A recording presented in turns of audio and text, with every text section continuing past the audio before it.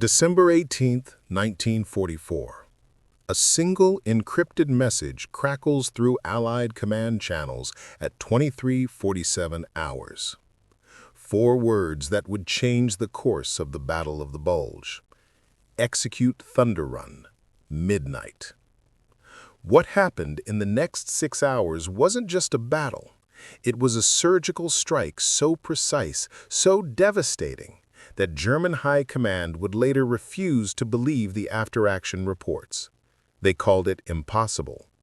Patton called it Tuesday.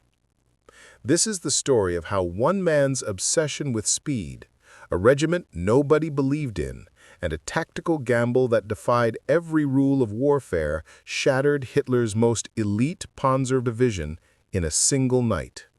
And it almost never happened. The snow fell in thick curtains across the Ardennes forest on December 18, 1944, turning the Belgian countryside into a frozen nightmare. Inside a converted farmhouse serving as Third Army headquarters, General George S. Patton, Jr. stood over a map table, his jaw clenched so tight his aides swore he could hear teeth grinding from across the room. "They want me to do what? In how long?" Patton's voice cut through the tense silence like a blade. Colonel Edmund Harkins, his chief of staff, cleared his throat. "Sir, Supreme Command is requesting, no, ordering, a 90-degree pivot of the entire Third Army, 75 miles north, through blizzard conditions, on roads that aren't really roads anymore. And they want the 1st Divisions engaging the enemy within 48 hours. Any other general would have called it madness. The Third Army consisted of over 250,000 men, 25,000 vehicles, and enough artillery to level a mountain range. Turning an entire army on a dime wasn't just difficult. According to every military manual ever written, it was impossible. Logistics officers were already calculating it would take at least a week, maybe 2. Patton stared at the map, his eyes tracing the route from their current position near the Saar River up to Bastogne, where the 101st Airborne was surrounded and running out of time. His finger tapped a small town most maps didn't even bother naming, Arlon.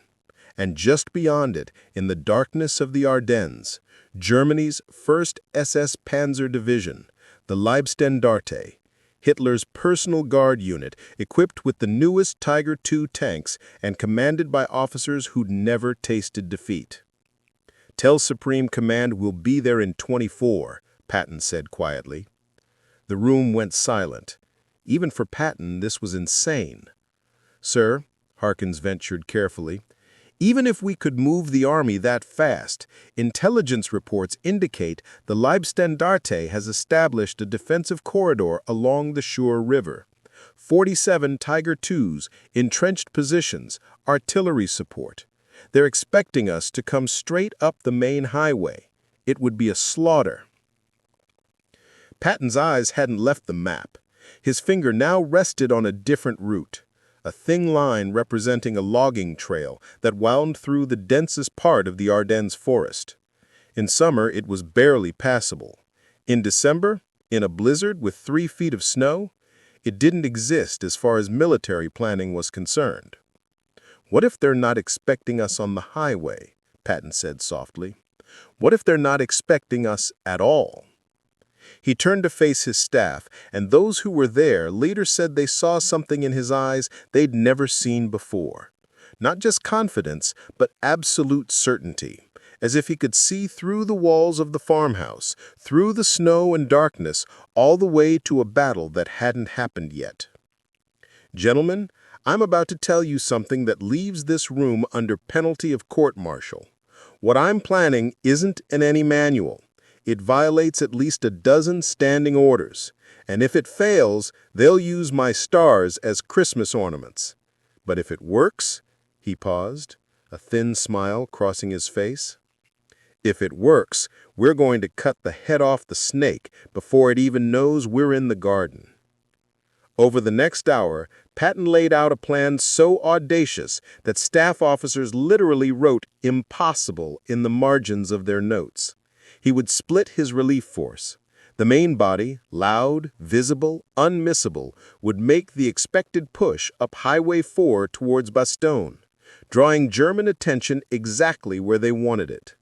But the real strike, that would come from Combat Command A of the 4th Armored Division, 750 men, 86 Sherman tanks, and 24 M18 Hellcat tank destroyers, moving through that impossible logging trail in complete radio silence. No headlights, no fires, no communication with the main force. Just a midnight column of armor threading through a forest that supposedly couldn't support them. Approaching the Leibsten d'Artes position from an angle German commanders had dismissed as geographically impossible. You're talking about moving an armored column through virgin forest, at night, in a blizzard, with no reconnaissance, no air support, and no communication, said Lieutenant Colonel Abrams, commander of the 37th Tank Battalion. Sir, we'll lose half the column just to the terrain. Then we'll hit them with the half that makes it through, Patton replied. The Germans have 47 Tigers guarding that corridor because they know it's the only viable approach. They've probably got every gun in Belgium zeroed in on that highway. But that logging trail, he jabbed the map. They've maybe got a platoon watching it, if that. They think nature's doing their job for them. And if the trail can't support our weight, if the Shermans break through the ice bridges or get bogged down then Colonel Abrams, Patton interrupted, his voice dropping to barely above a whisper, you'll get out and push, because those boys in Bastogne don't have the luxury of worrying about logistics. They're counting bullets and bandages, while the best division Germany has to offer is tightening the noose. Every hour we debate is another hour they're dying. The room fell silent again. Patton let it hang there. Let them feel the weight of it. Here's what's going to happen, he continued, his voice regaining its edge. At exactly 0000 hours on December 19th, Combat Command A begins movement up that trail. No lights, no radio. You navigate by compass and moonlight, if there is any moonlight. Lieutenant Dennison's reconnaissance unit goes first with the lightest vehicles to test the route. If they make it through, the Shermans follow. If they don't, well, we'll cross that bridge when it collapses under us. A few nervous laughs broke the tension. The objective is simple. By dawn, I want your tanks looking down the throats of those Tigers from a direction they never saw coming. You hit their fuel depot first. Intelligence says it's here, 3 clicks west of their main position. No fuel, those Tigers become very expensive bunkers. Then you collapse their flank while they're still trying to figure out how you got there. Colonel Harkins was furiously scribbling notes. Sir, what about artillery support? Air cover. Artillery will be supporting the main advance on Highway 4. As for air cover, in this weather, the only thing flying tonight is snow. No, gentlemen, this operation succeeds or fails on 3 things: surprise, speed, and the individual initiative of every tank commander in that column. The Germans think they know where we are and where we're going. We're going to teach them the difference between what they think they know and what's actually rolling up behind them in the dark. The clock read 1947 when Lieutenant Colonel Creighton Abrams assembled his battalion commanders in the freezing motor pool. Engines rumbled in the background, mechanics making final adjustments by the light of hooded lanterns. The men stood in a loose circle, breath visible in the frigid air, faces barely visible in the darkness. Abrams was 30 years old and looked 50. 3 years of combat across North Africa, Sicily, and France had carved deep lines around his eyes. He'd led tanks through minefields, across rivers, and into city streets turned into death traps. But what Patton was asking him to do tonight made all of that look like a training exercise. Gentlemen, he began, his voice low enough that men had to lean in to hear over the idling engines. In 45 minutes, we're going to do something that breaks every rule in the book. Hell, we're going to do something that isn't even in the book because nobody thought they'd have to write a chapter titled, "Don't Be This Stupid." A few tired grins appeared in the darkness. Here's the situation. The 101st is surrounded at Bastogne. They've got maybe 3 days of ammunition left, maybe 2 days of medical supplies. The weather's got them cut off from air resupply. They're holding, but they can't hold forever. The main relief force is taking Highway 4, which the Germans know about, expect, and have probably already turned into the world's most elaborate shooting gallery. He unfolded a map, holding it up to catch the dim light. We're taking the road less traveled. Actually, we're taking the road that doesn't exist.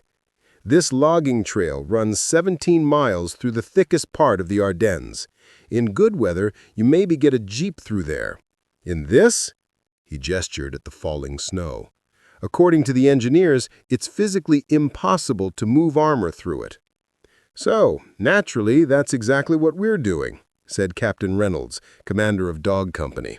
There was no humor in his voice, just exhausted acceptance. Precisely. At midnight, we go dark.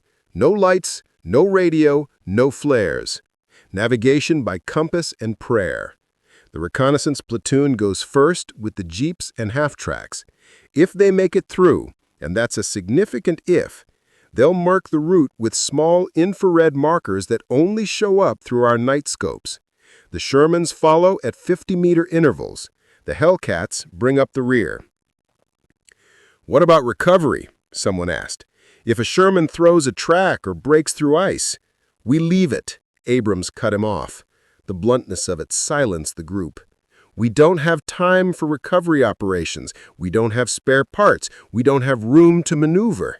If a tank goes down, the crew abandons it and hitches a ride on the next vehicle. We cannot afford to stop.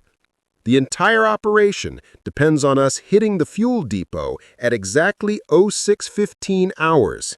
That's the moment when their shift change happens, when their guard is at their lowest. 15 minutes earlier or 15 minutes later, and we lose the surprise. Lieutenant Dennison, who'd be leading the reconnaissance element, spoke up. Sir, what exactly are we expecting to find at this fuel depot? Abrams pulled out another map, this one marked with German positions based on aerial reconnaissance from 3 days ago, back when planes could still fly. Intelligence estimates the Leibstandarte has concentrated approximately 200,000 gallons of fuel here at a commandeered farm complex 2 kilometers west of their main defensive line. It's guarded by maybe 30 men, probably less. They're not expecting trouble from this direction because, again, they think the terrain makes it impossible. They've got Tigers, Captain Rodriguez said quietly. 47 of them, according to the briefing. Our Shermans are outgunned, outarmored, and irrelevant, Abrams interrupted. We're not fighting their Tigers, not directly. We hit the fuel dump and we burn every drop. Then those Tigers become the world's most expensive paperweights. They can't move, can't maneuver, can't reinforce their positions. While they're sitting there wondering what happened to their fuel, the main force breaks through on Highway 4 and it's game over. He looked around the circle, meeting each man's eyes. I'm not going to lie to you. This is dangerous in about 15 different ways. The trail might not support our weight. The weather could get worse. We could get lost and end up wandering around in the forest until we run out of fuel ourselves. And if the Germans figure out what we're doing before we hit that depot, well, that's when it gets interesting. Define interesting, Reynolds said dryly. The kind of interesting that ends with a very polite letter to your next of kin explaining how you died doing something so classified they can't actually tell them what it was. The group was silent, processing the magnitude of what they were being asked to do. Abrams folded the map and tucked it inside his jacket. Here's what I know. The men at Bastogne are counting on us, not the main force on Highway 4, us. This insane midnight run through impossible terrain is their best shot at seeing Christmas, maybe their only shot. Patton picked us because he thinks we can do it. Personally, I think he's certifiably insane, but he's been right about a lot of things that looked crazy at the time.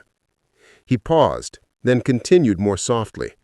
I also know that every man in this battalion has been through hell and back. You fought across half of Europe. You've seen things that would break most men. And you're still here, still fighting, because that's what we do. So if anyone wants to tell me that a little snow and some trees are going to stop us from getting to those boys in Bastogne, now's the time. Silence. Just the wind howling through the motor pool and the steady rumble of engines warming up. Good, Abrams said. Mount up at 2345. Remind every commander, once we go dark, we stay dark. No exceptions. I don't care if you're taking fire. I don't care if you're lost. I don't care if you think Santa Claus is riding a Panzer. Radio silence until we hit that depot or until I personally tell you otherwise. The Germans have direction-finding equipment that can locate a transmission in seconds. One broadcast, and they'll know exactly where we are. The officers began to disperse, heading towards their respective companies to brief the crews. Abrams caught Dennison's arm as he turned to leave. Lieutenant, your recon boys are going to be out there in the dark for the first hour. No one behind you, no one to call if things go wrong. Can they handle it? Dennison was 23 years old. He'd been in combat for 8 months, which, in the winter of 1944, made him a veteran. Sir, my boys have been scouting ahead of the main force since Normandy. They're used to being alone in the dark. But this, he gestured at the forest, visible beyond the motor pool, a wall of blackness broken only by falling snow. This is different. I know it is. That's why I'm asking. At 05:45 hours, Combat Command A was in position. 86 Sherman tanks and 24 Hellcats had threaded through 17 miles of impossible terrain and now sat silent in the pre-dawn darkness, engines idling so low they were barely audible over the wind. They were positioned in a semicircle around the fuel depot, hidden by the tree line, invisible to the German guards who had no reason to look in a direction from which an attack was geographically impossible. Lieutenant Colonel Abrams studied the target through his binoculars.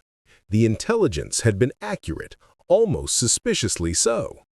2 massive rubber fuel bladders, each containing roughly 100,000 gallons of diesel and gasoline, sat in what remained of a Belgian farmer's barn. Smaller containers, 55-gallon drums, were stacked in neat rows nearby. A tanker truck was parked beside the barn, presumably for distribution to the Panzer units dug in along the Sour River 5 kilometers to the east. The farmhouse showed signs of life. Smoke drifted from the chimney. Lamplight flickered in one window. The guards would be warm, probably drinking coffee, maybe playing cards. Their shift ended at 06:30. They had 45 minutes left of what they thought would be another boring night watching fuel bladders in the middle of nowhere. They were wrong. Abrams had deployed his forces with surgical precision.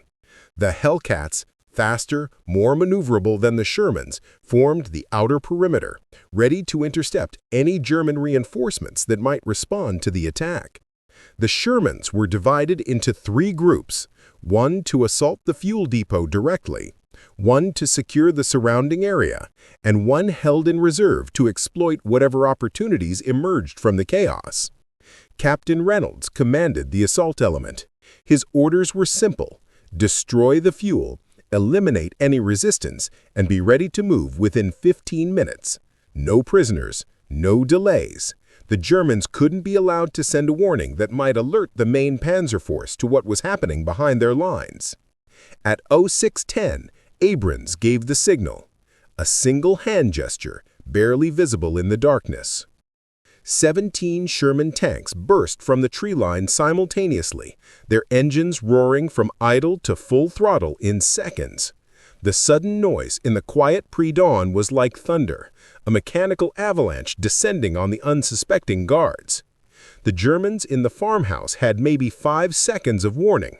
The sound of engines, the ground shaking, the realization that something massive was bearing down on them from a direction that shouldn't exist.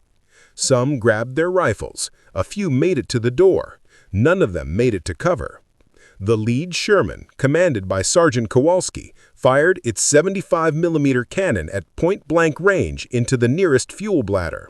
The high-explosive round punched through the rubber membrane and detonated inside 100,000 gallons of highly flammable liquid. The explosion was visible for miles. A ball of orange flame erupted into the pre-dawn sky, turning night into day in an instant. The shock wave knocked men off their feet half a kilometer away. The second fuel bladder, ignited by the first explosion, added its own contribution to the inferno. Within seconds, the barn was completely engulfed, flames reaching 200 feet into the air. The German guards who'd made it outside stood frozen, silhouetted against the flames, unable to process what they were seeing. American tanks? Here? How? They didn't have time to figure it out. Machine gun fire from a dozen Shermans cut through the confusion, and the questions died with the men asking them. The tanker truck exploded next, its fuel igniting and sending burning debris in all directions. The 55-gallon drums began cooking off like popcorn, each one adding to the conflagration. The heat was so intense that Kowalski's crew had to back their Sherman away, the paint on their hull beginning to blister. Jesus Christ! Kowalski breathed as he watched through his periscope as the fuel depot transformed into a vision of hell. We really did it. Contact left, someone shouted over the radio. The first radio transmission since midnight. A German patrol. 2 half-tracks and a Kuba wagon were approaching from the east, drawn by the explosion. They rounded a bend in the road and found themselves facing 6 Sherman tanks at a range of maybe 200 meters.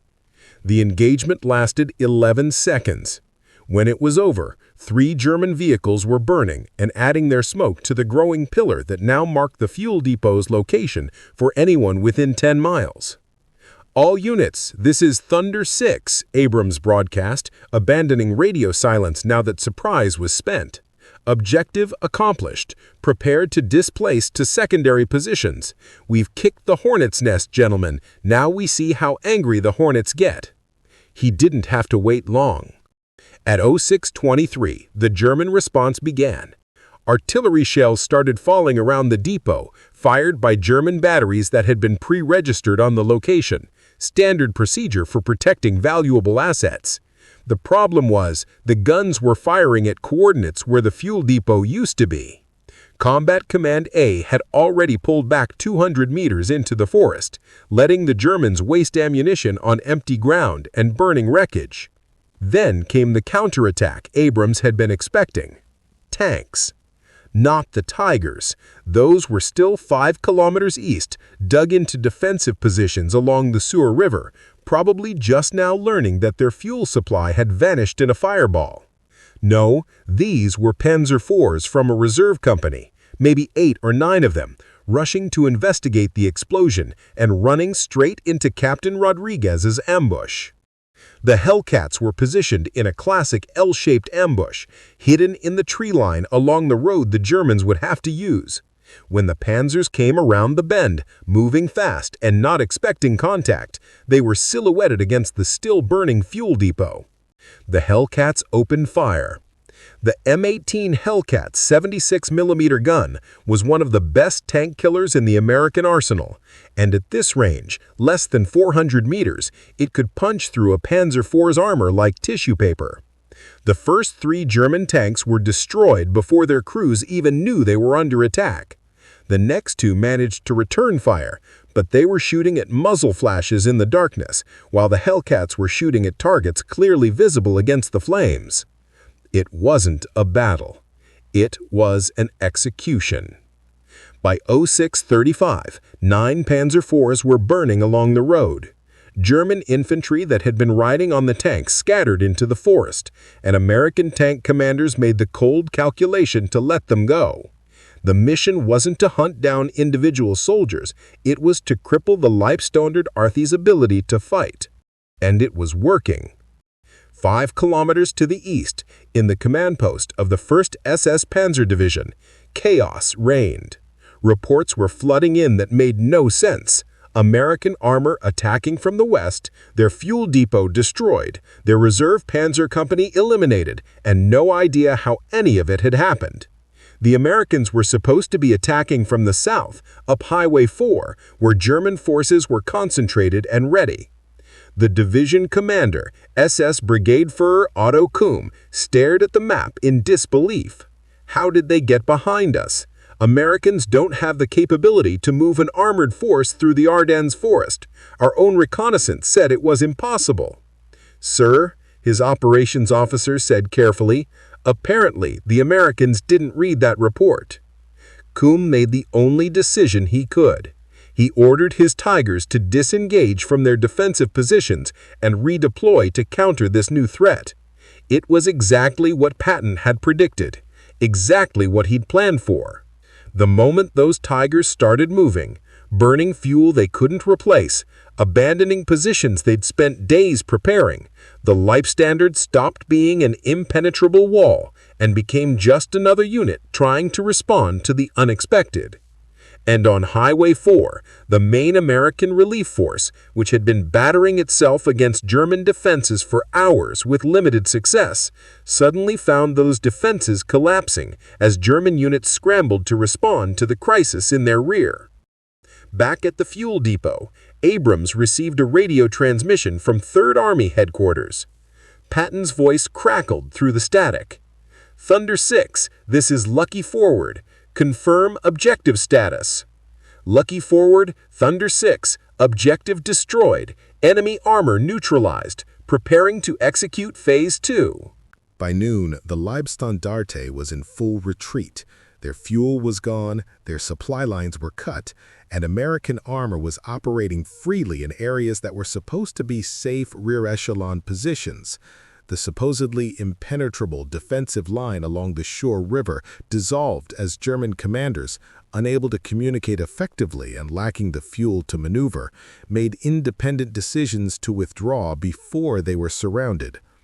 At 14:30 hours, lead elements of the 4th Armored Division, approaching from Highway 4, made contact with the 101st Airborne in Bastogne. The siege was broken.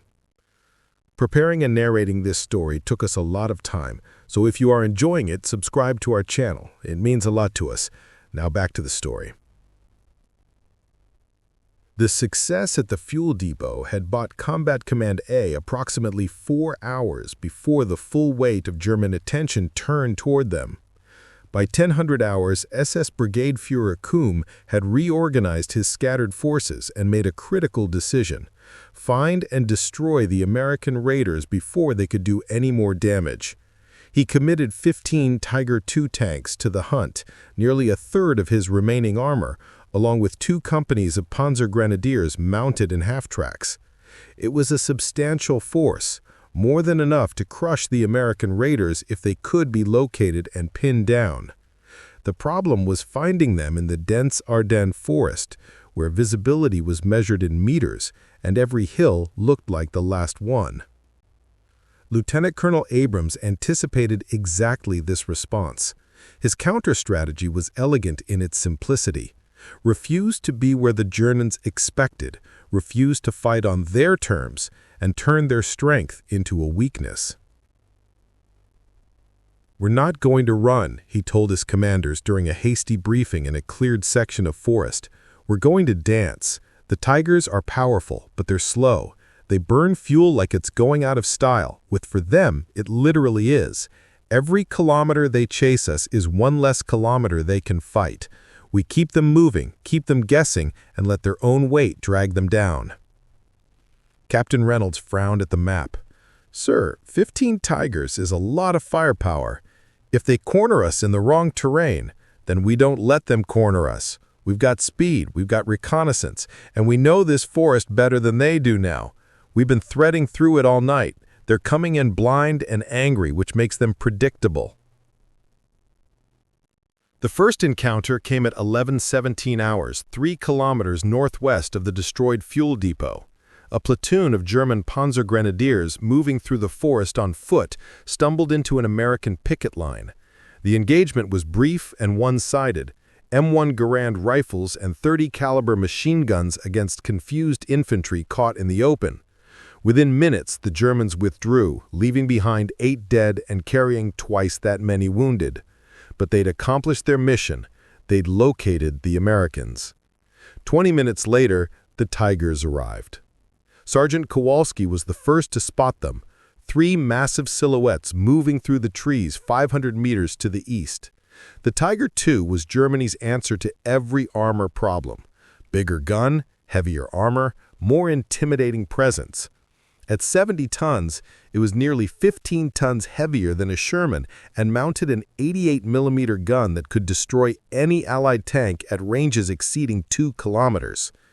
In open terrain, it was virtually invincible. In dense forest, at close range, against an enemy that refused to fight fair, it was a different story. Sergeant Kowalski, Thunder 6, this is Dog 2. I've got eyes on 3 Tigers, moving east to west along the logging trail. They don't know we're here yet. Dog 2, hold position. Do not engage. Let them pass. It went against every instinct. 3 enemy tanks, vulnerable, unaware. But Abrams understood what his young tank commanders were still learning. Sometimes the best shot is the one you don't take. The Tigers rumbled past, their crews scanning the forest for threats but not seeing the Sherman tanks hidden in the undergrowth barely 100 meters away. Once they'd passed, Abrams gave the order to displace. The entire command pulled back 2 kilometers to the north, leaving the Tigers to search empty forest. This pattern repeated throughout the morning. The Germans would locate American positions, or what they thought were American positions, only to find them abandoned. They'd pursue, burning precious fuel, only to discover they were chasing ghosts. Radio intercepts indicated growing frustration in German communications. Commanders were demanding to know how the Americans kept disappearing. Were they being fed false intelligence? Were their maps wrong? The truth was simpler. Abrams was playing a game the Germans didn't know they were in. Every move was calculated to waste German time and resources while preserving American strength. When the Tigers advanced, Combat Command A retreated. When the Tigers spread out to search, the Americans concentrated. When the Germans concentrated, the Americans dispersed. At 13:45 hours, Abrams decided it was time to change the game. All units, this is Thunder 6. Prepare for Operation Mousetrap. Execute on my command. Operation Mousetrap was born from a conversation between Abrams and Captain Rodriguez 3 hours earlier. The idea was to use the Tigers' aggression against them, make them think they'd finally cornered the Americans, draw them into terrain where their advantages meant nothing and their weaknesses became fatal. The bait was a single platoon of Shermans, 5 tanks, positioned in a small clearing with deliberately poor cover. They made themselves visible, fired a few shots at distant German positions, and generally behaved like a unit that had gotten separated from the main force and was trying to find its way back. The Germans took the bait. 6 Tiger II tanks, supported by 2 companies of Panzer Grenadiers, moved on the clearing from 3 directions. It was a textbook hammer and iron maneuver designed to crush the Americans between overwhelming firepower and superior numbers. The 5 Sherman tanks in the clearing fought exactly as expected. They fired a few rounds, realized they were outmatched, and began to retreat down a narrow valley that seemed to offer the only escape route. The Germans pursued, their commanders probably feeling the satisfaction of finally cornering their elusive prey. What they didn't know was that the valley was a kill box. Abrams had positioned 30 Sherman tanks along the ridge lines on both sides of the valley, hidden in the tree line, engine silent. He'd positioned the Hellcats at the far end of the valley, blocking the exit, and he'd mined the approach routes the Panzer Grenadiers would use, courtesy of combat engineers who'd been working frantically for the past 2 hours. When the Tigers entered the valley, chasing what they thought was a beaten enemy, Abrams gave the order, "All units, weapons free, fire at will." 35 American tanks opened fire simultaneously. The engagement that followed violated every principle of armored warfare the Germans held sacred. The Tigers' heavy armor meant nothing when American tanks were shooting down into their thinner top armor from elevated positions. Their powerful guns couldn't depress low enough to engage targets on the ridgeline. Their Panzer Grenadier support walked into minefields that tore apart their formations. In 6 minutes, 6 Tiger II tanks, representing nearly 500 tons of Germany's finest armor, were reduced to burning wreckage in a valley they'd entered thinking they were the hunters. The psychological impact was immediate. German radio traffic exploded with panicked reports. The Leibstandarte had lost nearly half its Tiger force in a single engagement. Units began refusing orders to pursue the Americans, citing the need to consolidate positions and await reinforcement, military euphemisms for "we're terrified and don't want to end up like the others." At his command post, Kuhm made the hardest decision of his military career. He ordered a general withdrawal. The Leibstandarte, Hitler's personal guard division, a unit that had never retreated in combat, was pulling back. The battle was over. Combat Command A had won. By 600 hours, Abrams received new orders from Patton: link up with the main relief force and prepare to advance toward Bastogne. The midnight gamble had paid off beyond anyone's expectations. The Leibstandarte was broken as an effective fighting force. The siege of Bastogne was collapsing, and Combat Command A had accomplished it all while suffering relatively light casualties. 7 tanks destroyed, 23 men killed, 41 wounded. As the column began moving south toward the link-up point, Abrams stood in his turret watching the men who'd followed him through an impossible night and an improbable battle.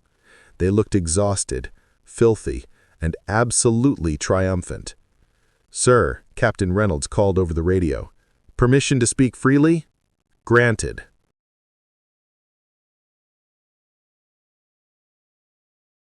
23 years later, in 1967, General Creighton Abrams sat in his Pentagon office, now serving as Vice Chief of Staff of the United States Army.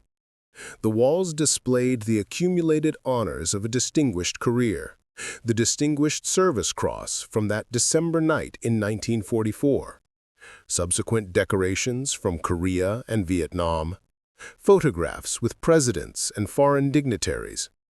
But his eyes often drifted to a single item on his desk, the compass Captain Reynolds had given him in 1945. A young major entered, fresh from a tour in Vietnam, carrying a tactical problem that seemed insurmountable. His unit was surrounded, supplies running low, enemy forces blocking every conventional escape route. He'd come to the legendary general seeking wisdom. Abrams listened to the situation, hearing echoes of Bastogne, of desperate men needing someone to think differently. "Major, let me tell you about a December night in Belgium when everyone told me something was impossible." The story of the Midnight Strike had become institutionalized in military education.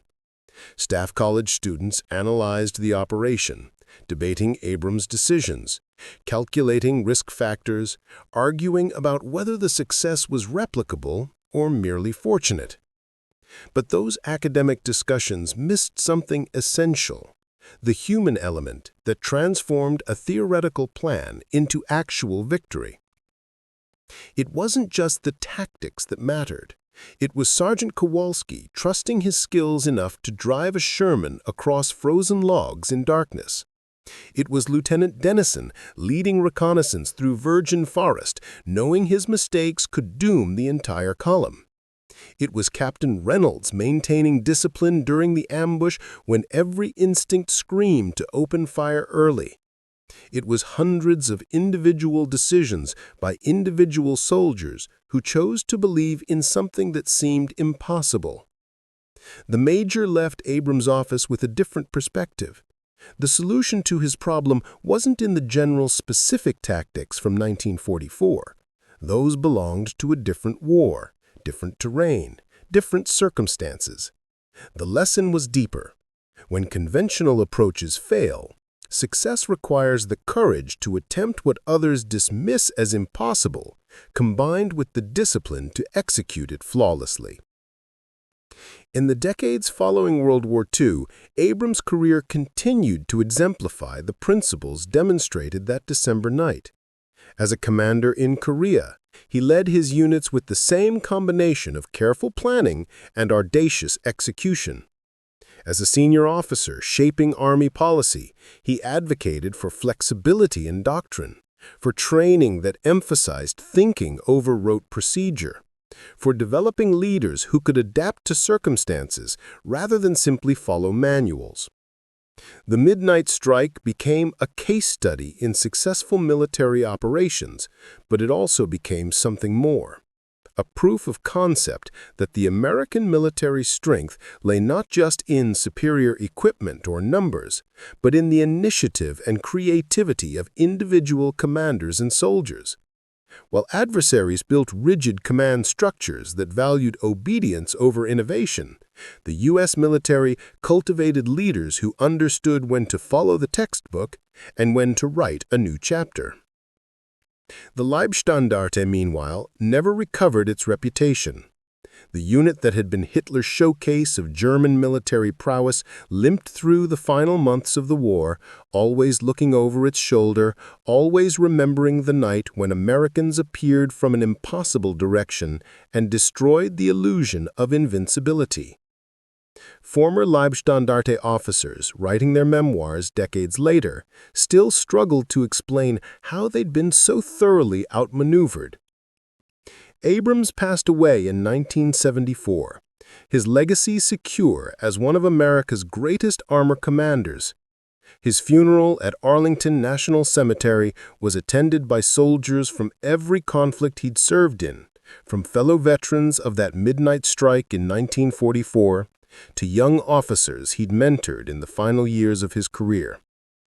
Among the attendees was an elderly man in a wheelchair, Sergeant Victor Kowalski, now in his 70s, who'd driven that lead Sherman across impossible terrain on a December night 3 decades earlier. He'd carried the memory of that operation through Korea, through civilian life, through the ordinary years that followed extraordinary events. When asked by reporters what made General Abrams special, Kowalski's answer was simple. He never asked us to do anything he wouldn't do himself, and he never made us feel like any objective was impossible if we were willing to work for it. The tactical innovations of the midnight strike influenced military thinking for generations. The concept of attacking from unexpected directions, of using terrain as an ally rather than an obstacle, of maintaining operational surprise through unconventional approaches, these became standard considerations in planning. Staff officers worldwide studied the operation, extracting principles that could be applied far beyond the specific circumstances of December 1944. But those academic discussions missed something essential: the human element that transformed a theoretical plan into actual victory. It wasn't just the tactics that mattered. It was Sergeant Kowalski trusting his skills enough to drive a Sherman across frozen logs in darkness. It was Lieutenant Dennison leading reconnaissance through virgin forest, knowing his mistakes could doom the entire column. It was Captain Reynolds maintaining discipline during the ambush when every instinct screamed to open fire early. It was hundreds of individual soldiers who chose to believe in something that seemed impossible. The midnight strike that shattered Germany's elite tanks lasted less than 12 hours from start to finish. The planning took one frantic day. The execution required one desperate night. But the impact rippled through decades, influencing battles that hadn't yet been fought, shaping commanders who hadn't yet been born, proving that when necessity demands and leadership permits, the impossible becomes merely difficult. In military academies around the world, students still analyze maps of the Ardennes forest, trace the route Combat Command A took through terrain everyone said couldn't be traversed, calculate the odds that everyone said couldn't be overcome.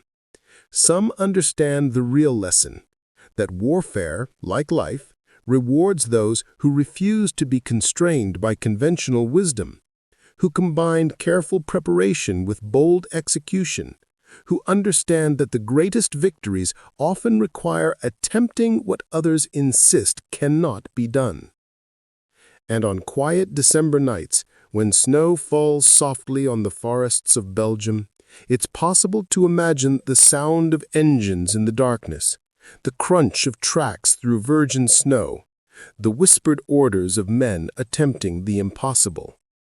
The forest has reclaimed the trail, but the memory remains, a reminder that courage, creativity, and determination can overcome any obstacle, if the cost is worth paying and the leadership is worthy of the soldiers who follow. The midnight strike that changed the Battle of the Bulge, that broke the myth of the Leibstandarte's invincibility, that saved the surrounded forces at Bastogne, began with 4 words crackling through a radio at 23:47 hours on December 18, 1944. Execute Thunder Run, midnight. What followed proved that sometimes the greatest military achievements come not from following the rules, but from understanding them well enough to know when to break them. And that lesson, learned in blood and snow on a December night 80 years ago, remains as relevant today as it was then. Impossible is just another word for we haven't figured out how yet. The price was 23 American lives. The gain was thousands more saved, a battle won, and a war shifted irrevocably toward victory. General Creighton Abrams would carry those 23 names with him forever, honoring their sacrifice by living up to the example they set. Ordinary men accomplishing extraordinary things when leadership asked and circumstances demanded. That is the true legacy of Patton's midnight strike.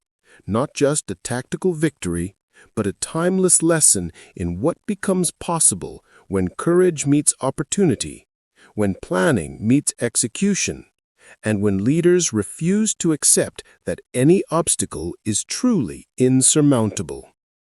The thunder that rolled through the Ardennes forest on that December night echoes still. Up next, you've got 2 more standout stories right on your screen. If this one hit the mark, you won't want to pass these up. Just click and check them out. And don't forget to subscribe and turn on the notification bell so you don't miss any upload from us.